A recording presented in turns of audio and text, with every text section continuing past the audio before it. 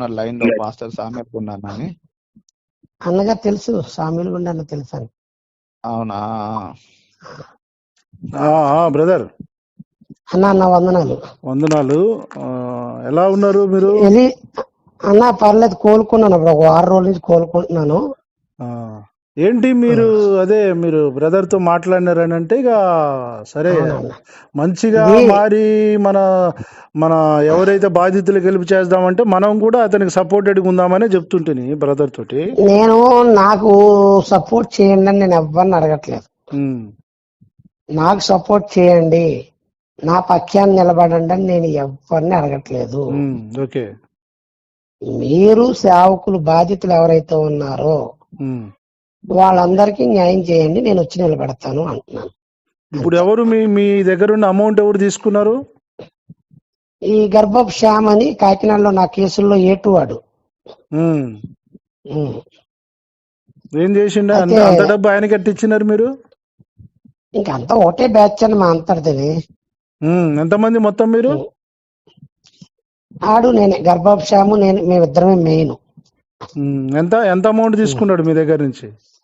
సుమారు ఒక 4 కోట్ల లిక్విడ్ క్యాష్ పెట్టాను దగ్గర. అవును, ఆ వీడియో పెడతాను విజయ్, నాకు పెట్టలేదు. అది వేరే మొబైల్లో ఉంది, పెడతానని. పంపు అది కూడా పెడతా. ఇది ఎలీషా నేతల అన్నయ్య. ఈ ఎలీషా నేతల దగ్గర పోడియం ఒకటి కొన్నాడు ఈ గర్భపు అశోక్ అన్నవాడు. ఓకే అన్నయ్య, ఈ ఎలీషా నేతలు అనేవాడు ఆల్ ట్రాప్ లో ఉన్నాడు. అర్థమైందా? ఓకే. ఎలీషా నేతలు అనేవాడు ఆల్ ట్రాప్ లో ఉండి ప్రస్తుతం కొంచెం ఓవర్ చేస్తున్నాడు. మొన్నటిదాకా ఇదే ఎలీషా నేతలు నాకు ఆదరణ ఇచ్చి, నాకు ధైర్యం చెప్పి, నాకు సపోర్ట్ చేసి అన్ని చేసింది ఆడే. సడన్ గా అతని దగ్గర పోడింగ్ కొనేటోడికి అయ్యకు వెళ్ళాడు అనమాట. అంతే, అంతమించి ఏం కాదు. ఇప్పుడు 4 కోట్ల రూపాయలు నువ్వు ఆయన దగ్గర ఎట్ట పెట్టినావు? పార్ట్నర్స్ కదండి సామీలు గుండా అన్న గారు, అలా అడుగుతున్నారేటండి? ఈ రోజుల్లో తల్లిని నమ్మరు, పెళ్ళాన్ని నమ్మరు, పార్ట్నర్స్ నమ్ముతారు. అలా అంటారేటి? అందరం ఒకటే కదా బ్యాచ్, దొంగ బ్యాచ్. విజయ్, అన్నతో మాట్లాడినప్పుడు అన్న అడిగిన దానికి నువ్వు కూల్ గా చెప్పు, అందరికి చెప్పినట్టు. కూల్ గేటి అన్నతో మామూలుగా మాట్లాడుతున్నాను. అన్న అడిగిన దాన్ని ప్రతిదానికి చెప్తాను సమాధానం. ఇంట్లో వాళ్ళ నంబర్, పిల్లల నంబర్, వాళ్ళ ముచ్చట కాదు. అదే అన్న, మరి లో పడ్డ పాస్టర్లకు నువ్వు అన్నా ఏం కాదు అన్నవు, అయిపోయింది. ఇప్పుడు నీ మాటలు ఎట్లున్నాయన్న ఉండాలంటే ఉప్పేసినట్టు ఉంటాయి అంటారు చూడు బైబిల్లో. ఇప్పుడన్నా నాకు వద్దని నమ్మబలికే మాటలు నాకు వద్దు.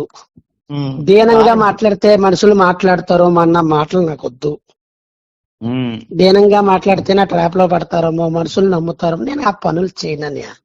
మోసం చేశాను, మొత్తానికి మనం డబ్బు సంపాదించాను. అన్నా నేను అన్నా తెలుసో తెలియక అయిపోయింది, తెలిసే చేసిన. తెలుసో తెలియకన్న మాట అనమాకండి.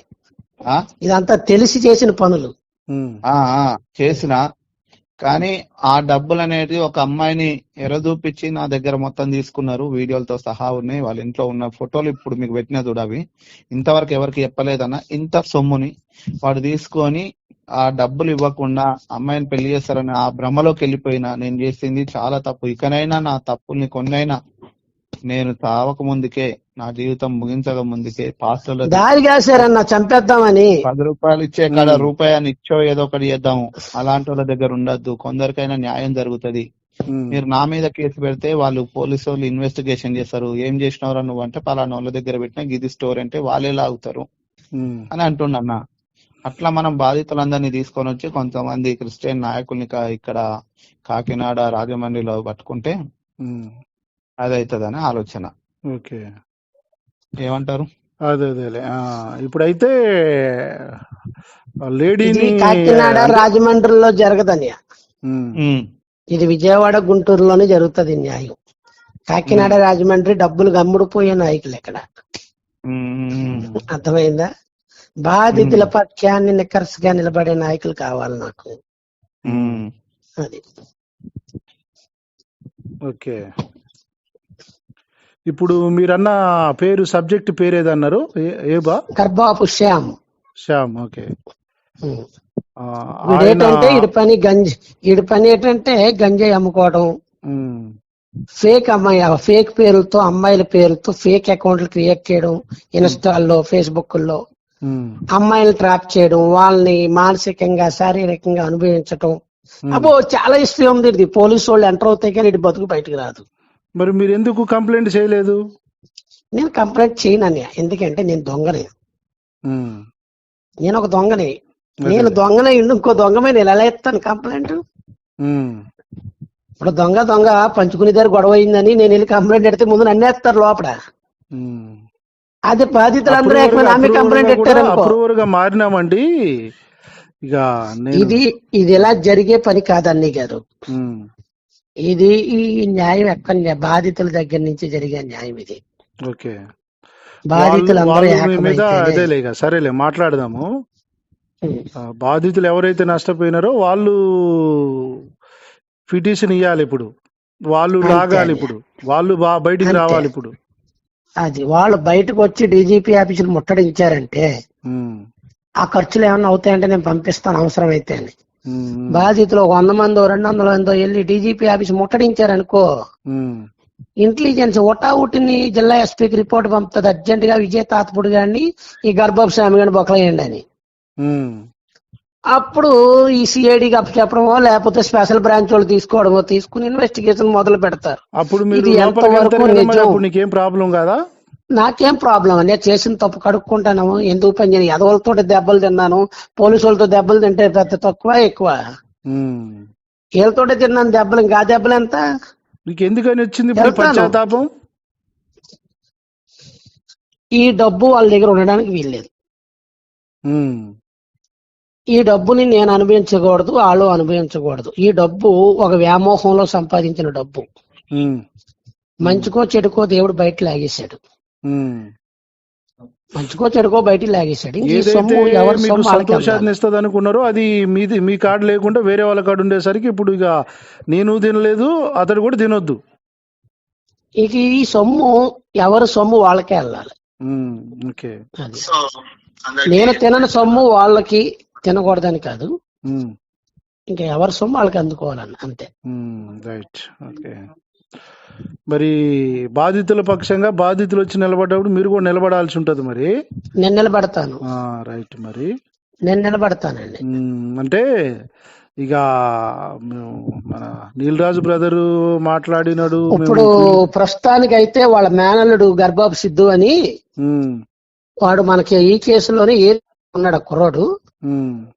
ప్రస్తుతానికి నా గుట్టు అన్ని తెలుసుకుని నా విషయాలన్నీ ఎప్పటికప్పుడు ఆ గర్భపు శ్యామల మామికి చేరవేస్తూ నాకు మరలా ఇంకో స్పాట్ పెట్టారు ఇప్పుడు నన్ను చంపడానికి. ఈ రేపు ఎల్లుండిలో చంపేస్తారు మళ్ళా నన్ను.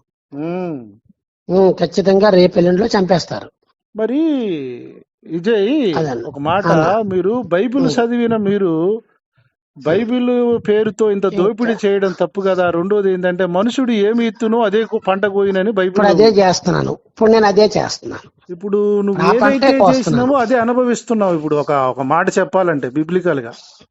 అవునన్నా, ఇది అసలు దేవుని పేరిట చేయడం అనేది ఫస్ట్ థింగ్. మీరు అది మిమ్మల్ని సైతాన్ అలా ప్రేరేపించడమే, మీరు దానికి లొంగిపోయారు. అవునన్నా, ఇక కష్టంలే గాని డబ్బు వ్యామోహం తీసుకోవడం తప్పు కాదు కానీ తీసుకుని బూతులు తిట్టడం మొదలెట్టడం అది చేసి అది తప్పు, ప్రధాన తప్పు అదన్న. బూతులు ఆడటం. ఇప్పుడు అడు చివరికి వచ్చేసరికి తోటి మిత్రుడే నిన్ను చంపాలని చూడడం, ఇప్పుడు చంపాలని చూస్తున్నా. నేను అదే అన్నా విజయ్, రేపు ఎల్లుండిలో చంపేస్తారని ఇప్పుడు ఆల్రెడీ మళ్ళీ స్కెచ్ గీసారు నాకు. ఎందుకు మళ్ళీ వాళ్ళ పాపన వాళ్ళు పోని డబ్బులు సంగతి దేవుడు ఎరుగు కదా, ఎందుకు అని అంటే లేదన్నా నన్ను చంపినా ఇంకోటైనా ఏదో. అది కాదన్యా నీలరాజన్యా, విజయ తాతపుడు చచ్చిపోయాడు, చంపేశారు.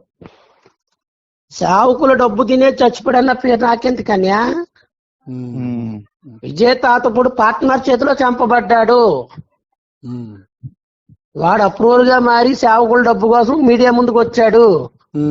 ఆ డబ్బు కోసం తన పార్ట్నర్ తను చంపాడన్న పేరు వెళ్ళాలి బయటికి. అది ఇప్పుడు లాస్ట్ మినిట్ లో మీరు కోరుకుంటున్నటువంటిది అది. మీరు అంతే, సేవకులకి ఆ డబ్బు నా దగ్గర లేదన్న విషయం తెలియాలి. విజయపూడి ఒక దొంగగా చచ్చిపోవద్దు, చంపబడ్డా కూడా అంతే. తోటి కపట మిత్రుల చేతిలో నష్టపోయి మోసపోయి చచ్చిపోయింది అనేది రావాలి, కానీ అంతే అండి, నేను మోసం చేసి చచ్చిపోయిన అనేది రావద్దు అనేది మీ విధానం.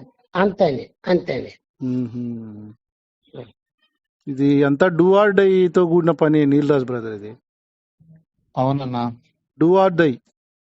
ఉమ్. మనోడు ఇప్పుడు దీన్ని చేసి బాధితులు సమకూర్చబడితే బ్రదర్ అన్నట్టు ఆ కాకినాడ సమకూర్చబడతారన్నా. ఏరియా కాకుండా విజయవాడ గుంటూరు ఏరియాలో ఉమ్. కూడా దాన్ని చేయొచ్చు. మరి ఆ ఏరియాలో బాధితులు కొంచెం గట్టిగా నిలబడటానికి కొంచెం పొలిటికల్ లీడర్స్ ఎవరన్నా సపోర్ట్ చేయగలిగితే చేయొచ్చు, కానీ చేయరు అంటున్నాడు కదా విజయ్ ఇప్పుడు. ఆ, ఉమ్. ఇప్పుడు మీ దగ్గర ఏమి అమౌంట్ లేదా విజయ్ ఇప్పుడు? నా పరిస్థితులతో సహా శామ్ దగ్గర ఉందని. ఉమ్. నేను ఈ 3 రోజుల్లో మనలో ఒక ఏదో పని చేశాను. ఉమ్.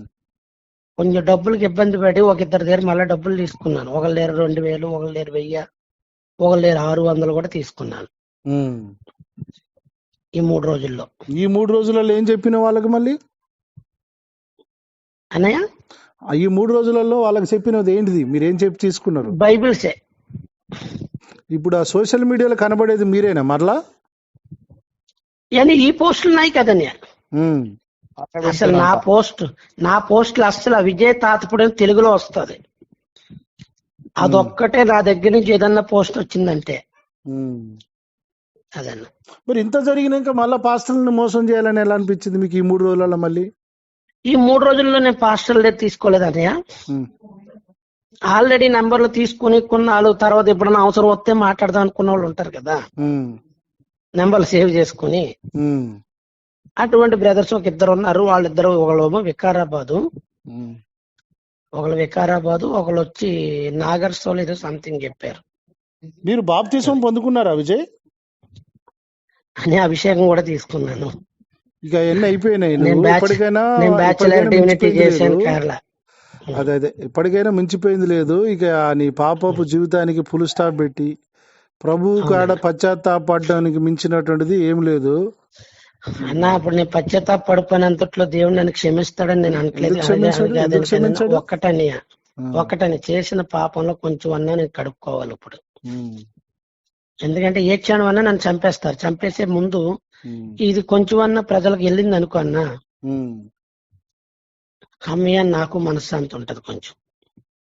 స్టిల్ ఈ క్షణంలో కూడా నేను ఎవరైతే నన్ను కొట్టారో వాళ్ళ పర్సనే వచ్చి నాకు కారు నడుపుతున్నాడు డైలీ. ఎందుకు నడుపుతున్నాడు తెలుసా? నా గుట్టు నా మట్టు, నేను ఎక్కడ తిరుగుతున్నాను, ఎవరితో మాట్లాడుతున్నాను, ఏం చేస్తున్నాను అన్ని తెలుసుకోవడానికి ఆయన నా దగ్గర పెట్టారు. ఆ కుర్రోడిని రౌడీలుగా తయారైపోయింది వ్యవస్థ మొత్తం. ఇక ఆయన కూడా క్రిస్టియన్. అవునండి. ఆడు బాప్తిసం తీసుకున్నాడు. ఆడి పేరు జాన్సన్ ఆడి పేరు. ఒక్కొక్కడికి మీకు సరైన బోధ తెలగక, భయపెట్టి బోధకులు తగలక మీరు ఇట్లా రౌడీలుగా దొంగలుగా తయారై మనుషులను చంపి డబ్బుల కోసం ఇదా వ్యవస్థ ప్రభు నేర్పింది. చేసేదే లంగ పనులు, మళ్ళా మనుషులు చంపి ట్రాపులు చేయడం, ఇవన్నీ ఎవడు నేర్పిండి? ఇది ఈ రాజకీయ నాయకుల కంటే ప్రమాదకరంగా, రౌడీల కంటే ప్రమాదకరంగా ఉన్నారు వీళ్ళు. ఆ కుర్రగాడికి పెళ్లి లేదు, పెడాకులు లేవు. ఆ కుర్రగాడి శ్యామగాడి మాయలో పడిపోయి ఆడంటవా పెళ్లి అయిపోయి పిల్లలుండి ఆడన్ని అనుభవించేస్తున్నాడు. ఆడు శ్యామ అన్నవాడు. ఈ సిద్ధు అన్నవాడికి పెళ్లి లేదు, పెడాకుల్లో ఇంకా ఏం లేదు. ఆడికి ఇంకా పాల బుగ్గలు కూడా పోలేదు ఆడికి ఇంకా. ఆడు నేరాలు నేర్చుకుంటున్నాడు ఇప్పుడు ఆ ట్రాప్ లో. ఆడి సొంత మేనమామ మాయలో పడి మనిషిని ఎలా చంపాలి, మనిషిని ఏం చెయ్యాలి, ఈజీ మనీకి అలవాటు పడి ఎవరిని మోసం చేయాలి, ఎట్ట సంపాదించాలి, ఎవడన్నా అడ్డు వస్తే వాడిని ఎట్ట కొట్టాలి, ఈ నెట్ట లేపేయాలి, ఇదే స్కెచ్లుగా. ఆడు సొంత మేనల్లుడు జీవితాన్ని పాడు చేస్తున్నాడు. ఇప్పుడు ఆడు ఈ శ్యామన్నవాడికి, ఇప్పుడు ఆ శ్యామన్నవాడికి మనం బుద్ధి చెప్పకపోతే అంత ఘోరంగా కొట్టిర్రు. సరే, ఈ శ్యామన్నవాడికి ఇప్పుడు మనం బుద్ధి చెప్పకపోతే చాలా మంది యవ్వన బిడ్డల జీవితాలు నాశనం అయిపోతాయని. చాలా మంది యవ్వన బిడ్డల జీవితాలు నాశనం అయిపోతాయి. ఇప్పుడు తెలంగాణలో ఆయన ఎవరు ఉండే ముస్లిం ఆయన చంపించినాడు కేసీఆర్. ఎవరు ఉండే ఆయన పేరు నయీం. చంపిన తర్వాత నయీం లాంటి వాళ్ళు ఇంకా 100 మంది ఊరట. చూడు ఇప్పుడు విజయ్ తాతపూడి అనేటువంటి వాడు క్రిస్టియన్ కమ్యూనిటీలో ఇక ఈ అంటే చిన్న చేసుకునే ఒక చిన్న నయ్యం ఈయన పోయినా ఈయన పేరుతో మోసం చేయడానికి శ్యాము లాంటి వాళ్ళు ఇంకా తయారవుతారు అన్నట్ట. అదన్న ఇప్పుడు మనం ఎక్కడికి ఆడ వాయింపులు అయ్యాక ఇట తయారైనారు, బాగా ఈజీ మనీకి అలవాటు పడి క్రైస్తవులు అంటే ఈజీగా నమ్ముతారు, మోసపోతారని. ఇప్పుడు మనం ఈ మొక్కప్పుడు వెళ్తే ఏంటంటే అన్న, చట్టపరంగా వెళ్తే ఈ పిల్లోడికి రక్షణ అనేది కలుగుతది, వాళ్ళకు ఒక భయం అనేది వెళ్తదని అనిపిస్తుంది అన్న. ఇతని మీద అటాక్ చేస్తే వాళ్ళే ఆ డబ్బు కోసమే అది చేస్తున్నారు అనేది, వాళ్ళు ప్రేమగా నిజంగా క్రైస్తవ నాయకులు పాస్టర్ల సమక్షంలో ఇస్తాము అని చట్టపరంగా వెళ్ళే ఆ సెటిల్మెంట్ కు వస్తే ఎవరి పైసలు వాళ్ళకి ఇస్తాం, ఒకరి సొమ్ము మాకెందుకు అనేది వాళ్ళ జ్ఞానోదయం అయితే మీలాంటి వాళ్ళు చెప్తే వింటే మంచిగా ఉంటది అన్న. తయారవుతారు నీలరాజు బ్రదర్ వాళ్ళు వినరు, వాళ్ళ స్థాయి అంతా కూడా ఇప్పుడు టెర్రర్స్ వాళ్ళు. టెర్రర్స్ ఇప్పుడు మనము విజయ్, నువ్వు మరి ఇప్పుడు నాకు మెల్లగా చెప్తున్నావు, ఆ డ్రైవర్ ఎవడో నీతోనే ఉంటుండ అంటున్నావు. ఇప్పుడు నేను వచ్చి మనం ఒక దగ్గరకు వచ్చి లైవ్ చేస్తే కూడా వాడు మనం ఏంది అనేది కూడా వాడు టార్గెట్ చేస్తాడు, నన్ను ఆపడం కోసమే ఆ ఎలీషాతో మాట్లాడిస్తుండు కదా. అవునన్నా, అంతే కదా. ఎలీషాకి ఇప్పుడు ఈ విషయాలు కొంచెం క్లియర్ గా అర్థమయ్యేలాగా, ఇప్పుడు ఎలీషా ఎవరి మాటలైతే విన్నాడో అతను ఇప్పుడు పశ్చాత్తాపడ్డాడు. ఓకే, నన్ను చంపే నలుగురులో ఆ కుర్రోడు ఒకడు అశోక్ అని.